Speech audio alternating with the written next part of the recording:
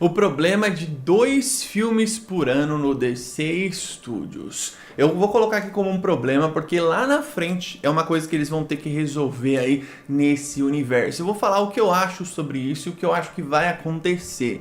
Não foi ninguém que confirmou, não foi nenhum veículo de comunicação que afirmou, não é notícia, é uma opinião minha. Vamos falar sobre tudo isso aqui porque tem muitas produções do DCU a serem lançadas. Siga nas redes sociais aí, Terra Zero DC, Instagram, TikTok. Os vídeos de lá são diferentes daqui, beleza? Vídeos verticais, curtos para vocês curtirem. Obrigado aos Bat-membros, os super-membros que apoiam o Terra Zero. Se torne membro como eles, ajude o canal a crescer aqui no YouTube, financie esse projeto. Muito obrigado, tamo junto. Por que eu falo o problema de 2 filmes por ano do DC Studios? Então vamos supor, se o DC Studios quiser fazer mais Elseworlds, além de The Batman, como é o caso do Dynamic Duo, que é um filme que vai ser todo reescrito, talvez eles estejam pensando para ser do DCU, igual a gente sempre comenta aqui, ou talvez não, ele só vai ser reescrito porque o roteiro não ficou bom. Se eles pensarem mais Elseworlds, esses Elseworlds eles roubam datas de filmes do DCU, então você precisa ter uma demanda de lançamento do seu universo compartilhado, e você também tem os Elseworlds, que a partir do momento que você coloca um Elseworld para ser lançado, sobra mais uma vaga para filmes do DCU, como é o caso do The Batman Part 2, que vai ser lançado em 27. Em 2027 a gente vai ter o The Batman Part 2 e o Man of Tomorrow, o ano mais forte da história da DC nos cinemas. Eu já fiz um vídeo sobre isso. Por que eu acho que é um problema? Não só por conta de, que eu posso dizer, logística, calendário, mas também por conta de demanda. Veja bem, tem 19, 20 produções confirmadas. A gente não tem um filme do Flash, nem dos Melhores do Mundo, e nem da Liga da Justiça. Obviamente, essas devem ser os 5, 6 primeiros anos do DCU, se a gente for fazer uma conta meio grosseira. Então, o James Gunn fala que ele mapeou 6 anos do DCU, e provavelmente os outros anos também. Eles devem ter criado um plano muito legal, isso de fato eu não duvido disso. E vão ter algumas coisas no caminho que vão ser conectadas e outras nem tanto. Eu acredito que os filmes dos personagens grandes, tipo Superman, Batman, Mulher Maravilha, o próprio série dos Lanternas, um filme futuro do Flash, não precisam ter conexão entre eles, mas sim do universo no geral. Então, por exemplo, eu penso que esse filme novo do Man of Tomorrow é a porta para você mostrar o que vai vir nesse universo, que a gente pode esperar do capítulo 1, Deuses e Monstros. A gente tem que lembrar que a gente está lidando com o capítulo 1, Deuses e Monstros. O MCU tem aquele lance de fases, né? Fase 1, fase não sei o que. E o capítulo 1, pelo que eu acho que deve acontecer, é você juntar os heróis no último filme. Então no capítulo 1 você tem uma pequena jornada, como se fosse um capítulo mesmo de uma, sei lá, de uma mensal, de uma graphic novel. Vamos colocar graphic novel. E aí no final você vai ter a junção da Liga da Justiça no final desse capítulo. Por que é um problema só 2 filmes por ano e também por que isso pode ser uma solução para o começo? A solução é 2 filmes por ano, você consegue nitidamente controlar a qualidade das produções porque você tem menos roteiro para ler, menos roteiro para provar e menos roteiro para fazer. Então, isso automaticamente torna o seu trabalho mais fácil. Veja bem, quando o MCU dobrou as produções deles, né, depois dos 10 anos, a galera reclamou que a qualidade baixou muito. Eu também falo que não só pela qualidade, sim pelos heróis que estavam lá. Os personagens que estavam lá, eles não tinham o brilho dos heróis que estavam antes, para aquele universo, para aquela proposta. Tinha 1, 2 ou 3 que não conseguiam segurar a franquia no quesito universo, como uma unidade. Talvez sozinho eles conseguiam, mas em quesito universo. Você não tem o Downey Jr. e o Chris Evans mais, entende? Que eram os principais personagens. Então, o ponto é, aqui, você, em algum momento, lá na frente, eu acredito, eles vão fazer 3 filmes por ano. Eu não vou falar aqui sobre compra da Warner Bros. A gente não sabe quem que vai comprar, quando vai ser comprado, quando que muda tudo, se é que muda tudo, se vai ser bom, se vai ser ruim, e não dá pra saber. Eu não trabalho na indústria e eu não vou vir aqui dar um achismo falando assim, olha, o James Gunn tem contrato até o ano que vem. Então ele vai sair se Supergirl e Lanterna são uma bosta. Não, ele tá fazendo um novo filme. O ano que vem começa a ser gravado Man of Tomorrow. O Matt Reeves também. Então, tem um lance que assim, a DC Comics, né, a Warner Bros. Criou o DC Studios pra quê? Pra você criar essa subdivisão e entregar resultados. Mas, veja bem, o resultado não é imediato. A Warner sabe disso. Evidentemente, é óbvio que se você fizer 3 filmes seguidos que floparam, não vai dar certo. Só que eu sinto dizer pra vocês que o Superman não flopou, pra quem tá torcendo contra. Então, tem uma coisa que é bem importante sobre o começo de DCU. Uma coisa que o fã da DC ainda não entendeu sobre o começo de DCU é que ele vai ser construído vagarosamente nesse início, por inúmeros motivos. A gente pode criar algumas teorias do porquê que o Pacificador é do DCU, por que ele deveria ser, por que ele não deveria ser, por que tem muito mão autoral do James Gunn no começo, porque é óbvio, as 3 primeiras produções são produções dele. Eu comparo o começo do DCU com o começo do MCU. O começo do MCU, o que era o começo do MCU? Eram personagens que eles eram famosos naquela editora nos quadrinhos. Eles não tinham animações de sucesso, eles não tinham games de sucesso, eles não tinham filmes de sucesso, eles tinham quadrinhos que vendiam bem, que faziam sucesso. Tem ali vários personagens ali que eles carregavam muitas das vezes grandes sagas lá na editora e tal, mas no cinema eles nunca brilharam. Então você tem essa grande falácia das pessoas falarem assim, são personagens desconhecidos, era um personagem C, e de repente ele virou um personagem A. Eles não eram um personagem C. Se você fala isso pra um leitor de quadrinho da editora, ele vai ficar bravo. Ele fala, pô, mas eu sempre li esses caras aqui, agora vocês estão falando que eles são personagens pequenos, de repente eles viraram personagens grandes. A diferença é que eles ficaram muito populares no cinema, coisa que nunca aconteceu. Isso é uma coisa de mídias, né? Tipo, a mídia do cinema sempre vai alavancar muito mais os personagens do que um quadrinho, do que uma animação. E aí, qual que é a grande semelhança entre essas duas empresas e esses dois universos? É que o começo do DCU, a diferença é que as pessoas conhecem os personagens, só que muitas delas não sabem o que eles são, como é o caso do Superman. Então, o Superman tem um filme, as pessoas não sabem o que é o Superman. Elas pensam que o Superman só é um cara super poderoso. Então, elas veem o David Cornsweet e você recebe inúmeros comentários.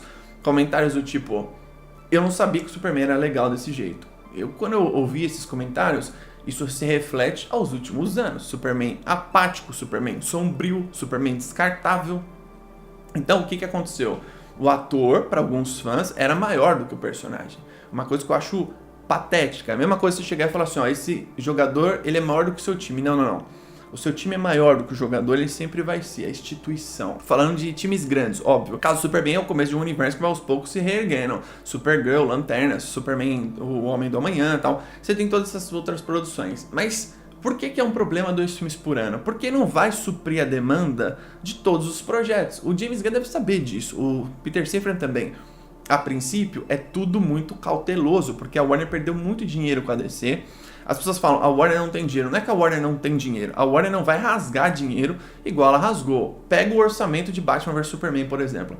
É assombroso você pensar que um filme horroroso daquele custou todo aquele dinheiro para ser feito e olha o lucro que ele deu. Foi só 150 milhões o lucro. Então, a empresa que gastou muito dinheiro há pouco tempo atrás, não faz tanto tempo assim, ela olha e fala assim, beleza, vamos com calma agora. Vamos apostar nesse filme aqui primeiro.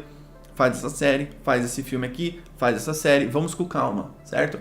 Faz a sequência aí do Matt Reeves, vamos trabalhando a franquia aos poucos. A DC precisa caminhar com seus passos sem correr, sem ter pressa. Então, 2 filmes a princípio por ano faz sentido. Vai chegar no ano 7, no ano 8, que eu acho que o DC Studios vai pensar que, tipo, olha, agora tá na hora de a gente lançar 3 filmes, porque a gente precisa fazer mais filme da Liga da Justiça, porque, veja bem, a partir do momento que você fizer um filme da Liga da Justiça e ele fizer sucesso, provavelmente ele vai fazer muito sucesso, o estúdio, seja quem que for, se for a Warner, Paramount, Netflix, a puta que te pariu, esse estúdio vai chegar e falar assim, faz o Liga da Justiça 2, tô aqui, o orçamento pra você fazer. O que foi que aconteceu com o Superman? O Superman deu lucro, imediatamente ele ganhou uma sequência. O James Gunn já tinha pensado, ele fala, né? Já tinha pensado em 4 filmes pro personagem, só que ele nunca falou. Porque, por exemplo, se ele fala e o filme vai mal na bilheteria, ele flopa, ia ficar tipo, o plano dele deu tudo errado. Mas não, ele já pegou e falou assim, olha, eu sempre pensei em 4 filmes. Então ele fez o primeiro filme já pensando no segundo, no terceiro. O próprio The Batman, você pega o Matt Reeves, o que ele faz ali, como ele vai estabelecendo as coisas, Charada foi preso, o Pinguim é isso, que ele já tem o olhar ali na janela, tipo, essa cidade vai ser minha depois que ela foi alagada. Você tem o Batman, a mulher gato, separate ways, né? Cada um os seus caminhos distintos, um indo pro lado, outro pro outro. E aí você tem o quê? você tem ele já pensando num segundo filme, ele preparando o terreno pro segundo filme. Foi o que o Nolan fez no Begin, você tem a carta do Coringa, não é mesmo? Mesmo que algumas pessoas falam que não, aquilo ali não foi tão planejado pro Cavaleiro das Trevas e tal, mas foi um gancho. Porque o estúdio pede um gancho pra esses filmes, pra essas grandes franquias, é normal. O Superman não tem um gancho, já pararam pra pensar como ele não tem um gancho, era uma história fechada? Acho legal se o Man of Tomorrow também não tivesse um gancho, fosse uma história de começo, meio e fim. Enfim, só que a gente vai ver como que vai funcionar essa aliança. Chegou um ponto no MCU que eles tinham 2 filmes por ano e tinha um ponto que eles começaram a fazer 3. Por quê? A demanda começou a fazer sucesso e o estúdio pega e fala assim, ó, beleza, faz mais filme. 2 filmes só por ano, não. A gente vai aumentar o investimento aqui em vocês, a gente sabe que vai gerar mais lucro, faça mais filmes. O Superman já foi o primeiro sinal disso, né? Porque, veja bem, o Superman ele poderia ter uma sequência, não agora. Eles poderiam ter feito um filme do Superman, Supergirl, Lanternas, pensar no Batman, pensar no Mulher Maravilha, pensar no Flash e depois fazer o Superman 2. Vocês têm noção disso? Eles poderiam fazer isso, mas não, eles viram que é um personagem que você precisa resgatá-lo da cultura pop, que é o que está acontecendo, e você precisa de uma sequência dele para ir estabelecendo o terreno desse personagem, que é o que a gente espera que aconteça com o Batman e com a Mulher Maravilha, com Gotham, com Temícera. Então, o James Gunn fala, né, o Paraíso Perdido é uma série a parte da Mulher Maravilha do mundo dela, entende? Não tem nada a ver com o filme dela. Ele fala isso é muito bom. Por que isso é muito bom?